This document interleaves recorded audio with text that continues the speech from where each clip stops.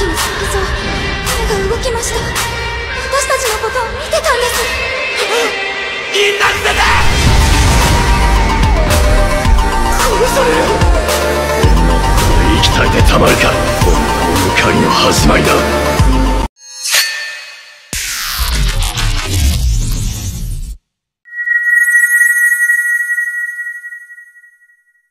Ang pagiging ama ng pinakamahinang hunter ay napaka-imposible, subalit dito na ata masasagot kung bakit si Jinwoo ang pinili upang maging pinakamalakas. Sa episode na ito ay masasaksihan natin kung gaano kahalimaw ang ama ni Song Jinwoo, na kahit ang isang USS strong hunter ay naging no match sa laban bago pa nawasak ang gusali ng Federal Bureau of Hunter. Samantalang nakapagdesisyon na si Jinwoo na ipaalam sa lahat na ang pinakamahinang hunter ay ang pinakamalakas pala. Sa huling episode nasaksihan natin ang mala Detroit Smash na kamao ni Song Jinwoo, subalit hindi natin nasaksihan kung ano ang nangyari sa Vulcan Roller. And yes, lampas nga sa ating expectation mamalabs dahil nag-alasay tama ang lakas ng suntok ng ating bida. At siya mismo hindi niya in-expect na lumipad ng napakalayo ang Vulcan Roller, tumagos pa nga ito sa mga naglalakihang gusali sa lakas ng kanyang suntok. Nagulat si Jinwoo dahil hindi niya napapansin ang strength ng kanyang stats ang may pinakamataas pala na points. Nagawa pang makatayo ng Vulcan Roller sa layo ng kanyang niliparan at mukhang pinagpadlang ang suntok ni Jinwoo.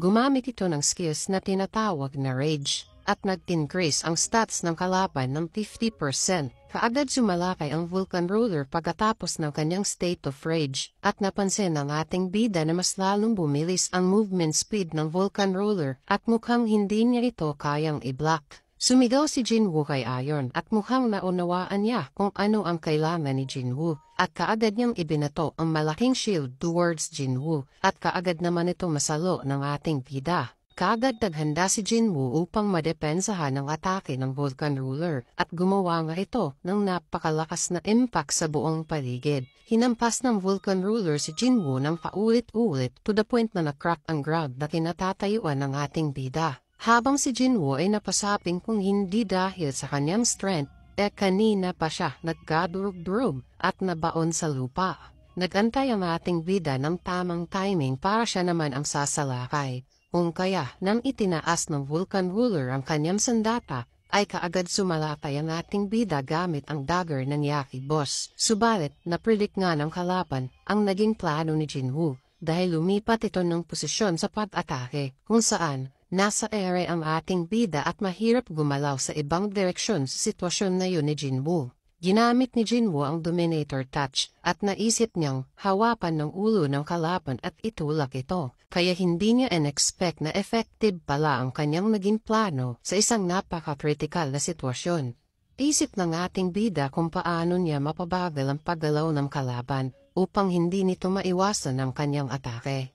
Nakita niya ang isang wasak na gusali na parang babagsak ang itaas na bahagi nito at kaagad siyang tumakbo papunta doon. Since nasa state of rage ang kalaban ay mabilis itong tumakbo para sundan si Jinwoo, habang ang ating bida ay ginamit ang sprint skills upang hindi ito makahabol at nang maakyat niya ang itaas ng gusali para doon maghanda ng isang mabilisang pagsalakay. Habang ang gusali ay pabagsak na rin sa harap ng Vulcan Ruler at huli na niyang nalaman ang naging plano ng ating bida. Ginamit ni Jinwoo ang full speed sa pag-atake ng Vulcan Ruler habang ang gusali ay tuluyan ang babagsak dahil sa impact. Napangiti ang Vulcan Ruler at mukhang excited pa ito sa mangyayari habang si Jinwoo ay kinuha ang Barocas Dagger at Night Killer Dagger. Tumagos lamang si Jinwoo at nagawa niyang maslash ang balikat ng Vulcan Ruler namang lumipat ang eksena kay Heejin at Sangmin.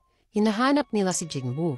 Nalaman ni Heejin na nagbabakasyon daw itong si Jinwoo ayon sa kanyang kapatid, since naging magkaibigan na nga itong si Heejin at Sung-ai, na classmate ng kapatid ni Jinwoo, kaya minaigi niyang makuha ng impormasyon galing kay Sung-ai. Napansin ni Sangmin na parang may hindi tama sa bakasyon ni Jinwoo dahil hindi daw ito bumili ng ticket at ginamit man lang ang kanyang credit card at wala ring track record sa pag-alis ng ibang bansa. Kaya napagtanto ni Heejin na baka nakidnap daw itong si Jinwoo. Biglang napataas kilay itong si Sangmin at napasabing nakidnap talaga. Bago daw makidnap itong si Jinwoo ay kailangan ng mga high-ranking hunters na parang special force ng mga trainees. Habang si Jinwoo ay tinuluyan na ang avaricious vulkan at makikitang napakalaki ng cut nito sa may balikat. Naobtain ni Jinwoo ang 4 na item. Ito nga ay ang Demon Monarch Earring, Orb of Avarice, Vulcan Horn, at Fragment of the World Tree. Ang Fragment of the World Tree ay isang kahoy na kayang bumuo ng high-quality magic pool. Habang ang Demon Monarch Earring naman ay nadagdagan ng plus 20 ang kanyang health at strength. Ang Orb of Avarice ay magagamit lang ito ni Jinwoo kung mayroon siyang mage type of skills.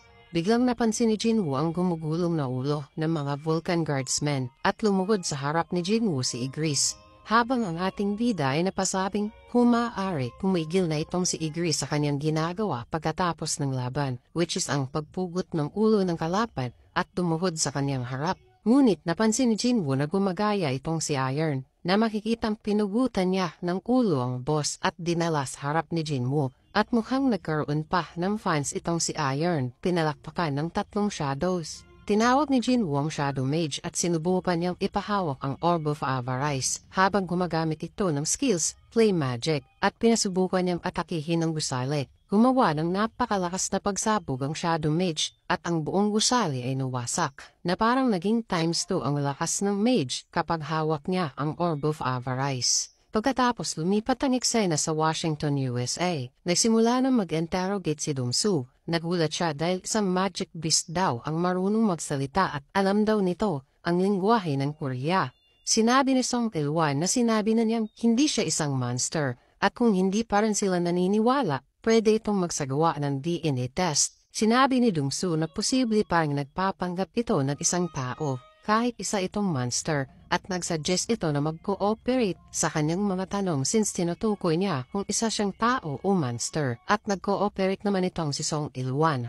Tinanong ni Dong-soo kung namatay na ba ito sa loob ng dungeon o isa siyang undead human at paano ito nag-survive ng 10 taon sa loob ng dungeon. Kaya pala nagtatanong si Dong-soo patungkol dito dahil umaasa itong mabubuhay pa ang kanyang kapatid na pinatay ni Jinwoo na naiwan sa loob ng dungeon. Kaya tugon ni Il-wan na imposible nang mabubuhay ang isang patay. Sinabi ni Song Il-wan na ang dungeon, gate at magic beast ay isa lamang tipak ng iceberg. Mayroong powerful forces na recently lang nagising at ito daw ay magdadala ng isang catastrophic distraction sa buong mundo. Kung kaya naparito siya upang tigilan ito. Tanong ni Dong-soo kung ano daw itong sinasabing catastrophic distraction. Sumagot naman ito na hindi pa niya masasabi sa ngayon. Na-confuse itong si Dong-soo dahil naparito daw upang tigilan ang catastrophic distraction at hindi naman alam kung ano ito. Sinabi ni Dong-soo na wala siyang idea sa pinagsasabi nito, subalit naniniwala ba ito na mas malakas ang marami?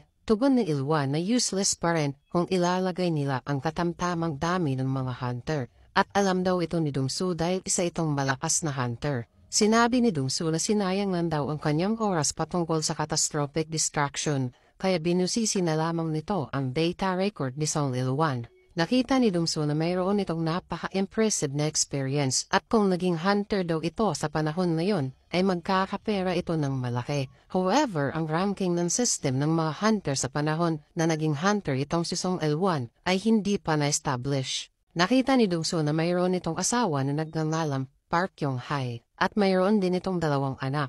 At dito na nga nagulat si Dong-soo nang nakita niya ang pangalan ng anak nitong lalaki. Kaya tinanong niya kung naaalala ba nito ang pangalan ng kanyang anak na babae. Sumagot naman ito na si Song Jin-ah. Tinanong niya ulit ang pangalan ng anak nitong lalaki. At sinabing si Song Jin-woo. Napangiti si Dong-soo at mukhang bigla itong sinapian ng masamang espiritu nang nalaman niyang ama ni Jinwoo ang nasa harap niya ngayon, habang si Il-wan ay hindi alam kung ano ang nangyari kay Dong-soo at tinanong niya kung bakit ito naging ganito. Sinabi ni Dong-soo na nararamdaman niya ang napakaraming puot sa loob ng kanyang katawan at siya lang daw ang dapat magtanong. Habang si Il-wan ay parang nasa mood of berserk na rin at sinabing bakit hindi daw sinasagot ni Dong-soo ang kanyang tanong. Sagot naman ni Dong-soo na what if hindi niya sasagutin. Tugon naman ni Il-wan na pipilitin daw niya itong si Dong-soo. Wika ni Dumsu na binigyan talaga siya ng Panginoon ng pangalawang pagkakataon para makapanghigante. Kaya gagawin daw niya itong tunay na magic beast itong si Ilwan. Sinabihan ni Dumsu ang deputy na mag-evacuate na dahil isa daw monster ang nasa harap niya ngayon. Tugon ni Dumsu kay Ilwan, nakakagaling lang daw niya sa Korea at alam niya kung ano ang nangyari sa anak ni Ilwan na lalaki at ito daw ay namatay. Kaya nagulat si Ilwan sa sinabi ni Dumsu at dagdag pa ni Dumsu na makikita na daw ni Ilwan ang kanyang anak sa langit.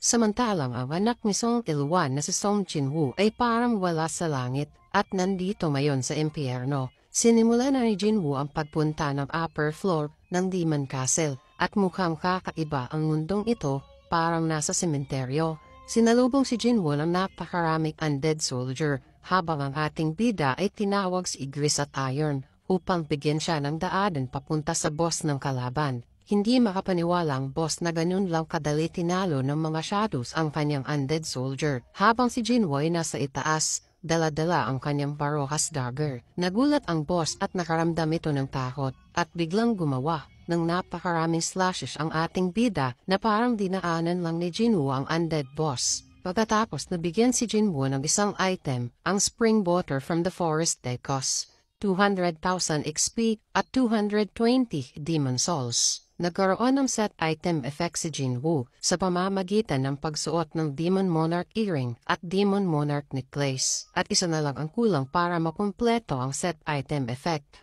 Gusto pa sanang umakyat ni Jinwoo ng isang palapag para kumpletuhin ang set item effect. Subalit umabot na siya sa kanyang levitasyon at hindi na kaya ng kanyang katawan. Nakumpleto na ni Jinwoo ang 10,000 Demon Souls at kaagad niyang tinanggap ang unang reward. Ito nga yung makakapili siya ng item sa loob ng shop na hindi ginagastos ang kanyang gold. Gusto sanang pumili ni Jinwoo ng mamahaling weapon subalit palagi naman siyang nakakuha ng weapon sa bawat dungeon at lumalakas din ito sa bawat laban. Pinili ni Jinwoo ang random loot box at laking gulat niya dahil isa pa rin itong key at wala man lang kahit anong information patungkol sa key na ito. Tinanggap ni Jinwoo ang pangalawang reward, ang bonus stats plus 20 at inilagay niya ito lahat sa kanyang intelligence. Ang pangatlong reward ay isang random reward at ito nga ay isang blueprint na kayang mag-craft ng Holy Water of Life. Lumipat ang eksena sa Washington, USA at makikitang mayroong naganap na malaking sunog sa mga gusali. Sinabi ng deputy ng Federal Bureau of Hunters na kapag ang dalawang Esrang hunter ay naglalaban, ay magkakaroon ng geographic land changes at lahat ng nasa paligid ay mawawasa. At parang hindi daw matatawag na isang laban ang nangyari dahil natalo kaagad si Wang Dongsu bago nawas ang mga gusali. At makikita natin dito mga los na wasak talaga itong si Wang Dongsu at wala ng malay. Nakabalik na si Jinwoo sa kanilang bahay at pinuntahan niya kaagad ang kanyang ina dahil mayroon siyang nadiskubre na gamot na kayang magpagaling sa sakit ng kanyang ina. Ang blueprint na natanggap ni Jinwoo ay nangangailangan ng 3 item para makabuo ng Holy Water of Life. Ang isa ay ang Fragment from the World 3 na nakuha niya sa Vulcan Ruler ng ika-50 floor at ang pangalawa ay ang Spring Water from the Forest of Decos na nakuha niya sa ika-75 floor at ang pangatlo ay ang Purified Blood of Demon King. Hindi pa niya ito nakuha sa ngayon pero parang alam niya na sa pinakaitaas ng palapag niya ito makukuha ang final boss ng Demon Castle. So kapag magawa niya itong ma-clear, ay mabubuo niya ang Holy Water of Life since naabot na rin niya ang level ng isang Esrang hunter kaya wala na siyang dapat ikakatakot pa at wala na rin dapat ipagkunwari na isa siyang Irang hunter. Kinabukasan pumunta si Jinwoo sa Hunter Association. Nabalitaan ng mga empleyado ang nangyaring sunog sa Washington, USA dahil sa conflict ng dalawang Esrang hunter. Sinabi ng isang empleyado na mayroong taong gusto siyang makita at nakita niya na parang alam niya kung ano ang kailangan nito. Ibinulong kasamahang employee na babae na palagi daw ito nangyayari sa mga delusional na hunter na hindi masaya sa kanilang buhay at bumabalik dito dahil umaasa daw ito na magkakaroon ng second awakening. At dagdag pa niya na huwag nang magsayang ng oras sa mga taong ganyan. Sabihin na kaagad kung magkano ang expenses at ipadala kaagad sa evaluation room. Tiningnan niya ang pangalan nito at maya-maya kaagad itong tumawag sa Guildmaster ng White Tiger na si Baek Yunho. Ipinaalam niya na nandito ang hunter na binanggit ni Yunho at nagsubmit ng application for re-evaluation. Pagkatapos ipinakitang pumasok na si Jinwoo sa evaluation room. At dito lang nagtatapos sa ating kwento mga lods. Huwag mo sanang kalimutang mag-like, comment, mag-follow sa ating Facebook.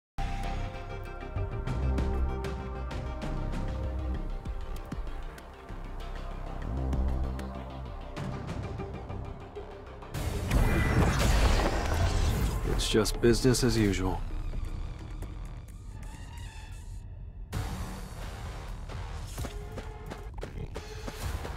Time for a count. Too slow. Lightning. Blitz. It's over. This is the end. This is the end.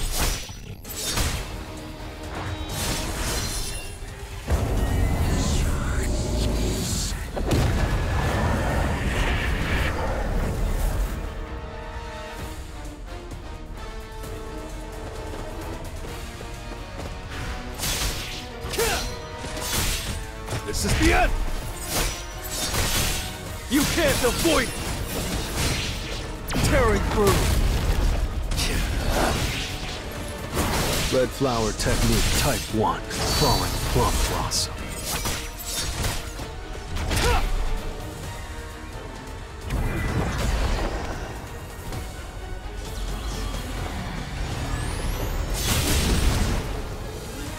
You think I'm going to miss? I'll shred you! I'll end this! I see it all. It's no use! Red Flower Technique Type 1. Falling Plum Blossom. Time for a counterattack.